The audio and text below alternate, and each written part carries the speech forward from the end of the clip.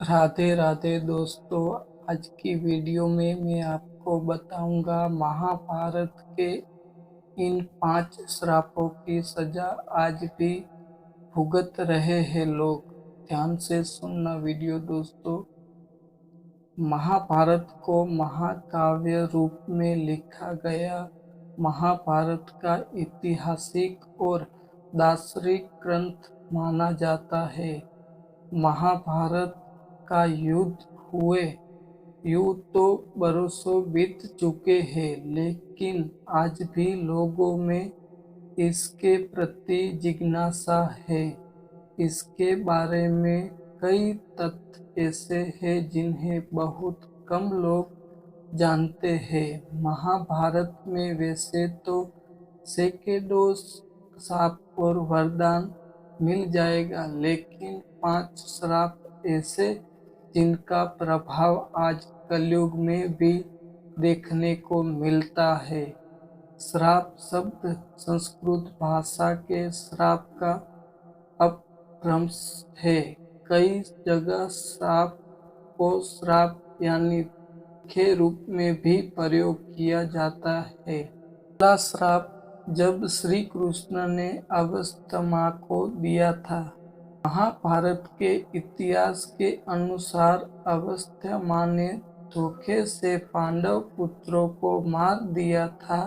इसके बाद श्री कृष्ण ने अश्वत्थामा का पीछा किया, महर्षि वेदव्यास के आश्रम तक जा पहुँचे। युद्ध के चलते अश्वत्थामा और कुंती पुत्र अर्जुन दोनों ने अपने कमाने से ब्रह्मास्त्र छोड़ दिया। यही देखकर महर्षि वेदव्यास ने दोनों को अपने ब्रह्मास्त्र वापस लेने को कहा। आज्ञा मानते हुए अर्जुन ने अपना ब्रह्मास्त्र वापस ले लिया, मगर अश्वत्थामा और ब्रह्मास्त्र वापस लेने की विधा नहीं आती थी। अश्वत्थामा ने अपना ब्रह्मास्त्र अर्जुन पुत्र अभिमन्यु की पत्नी उत्तरा की ओर कर दिया। श्री कृष्ण को अश्वत्थामा की इन गलती पर क्रोध आया और अश्वत्थामा को श्राप देते हुए कहा कि तुम 3000 साल तक पृथ्वीलोक पर भटकते रहोगे। तुम्हारे शरीर से लहू और पिंड की गंध निकलती रहेगी। कभी भी और कहीं भी तुम पुरुष जाति से बात नहीं कर पाओगे और दुर्गम जलोगे में भटकते रहोगे। दूसरा श्राप दोस्तों ध्यान से सुनना। युधिष्ठिर का नारी जाति को श्राप। युद्ध समाप्ति के दौरान जब युधिष्ठिर को कर्ण की मृत्यु के बाद माता कुंती द्वारा पता चला कि कर्ण उनका भाई था, यही सुनकर पांडवों को बहुत दुख पहुंचा और पूरे विधि विधान के तहत कर्ण का अंतिम संस्कार किया।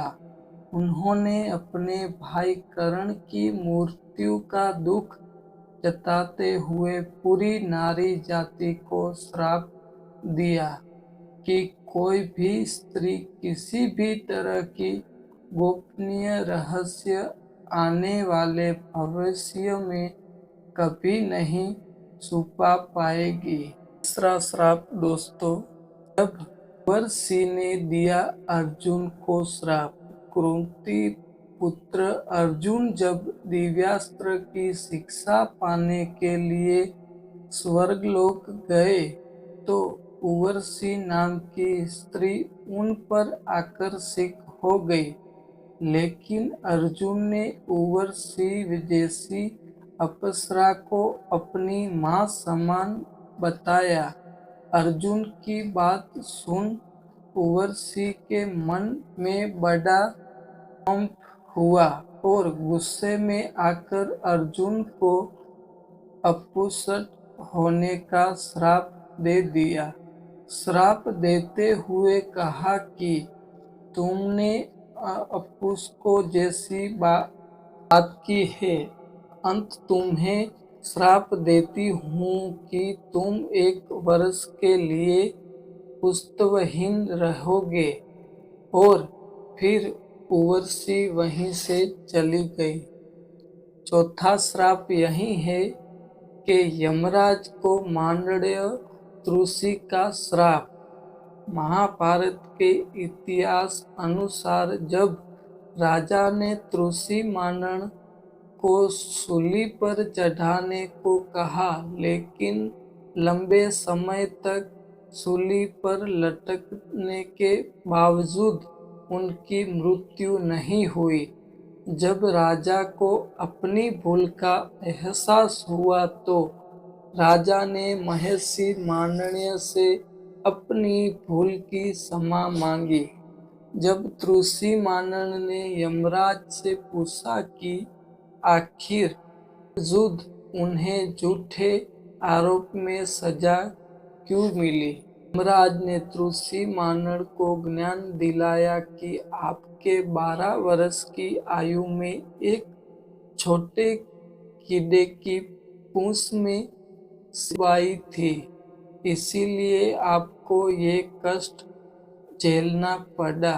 जब ऋषि ने यमराज का उत्तर देते हुए बताया कि 12 वर्ष की आयु में ये ज्ञान नहीं होता, क्या धर्म होता है, क्या अधर्म होता है, मुझे छोटे से अपराध के लिए इतनी बड़ी सजा क्यों? तब ऋषि ने यमराज को श्राप देते हुए कहा कि तुम एक सुंदर योनि में एक दासी की कुश से जन्म लोगे। इस श्राप के कारण यमराज को विद्रुर के रूप में जन्म लेना पड़ा। 5वां श्राप यही है कि वृश्चिक ऋषि का परीक्षित को श्राप। जब अंत में पांडव स्वर्गलोक की ओर बढ़ते रहे थे तो उसके पहले पांडवों ने सारा राज्य अभिमन्यु के बेटे परीक्षित को सौंप दिया था।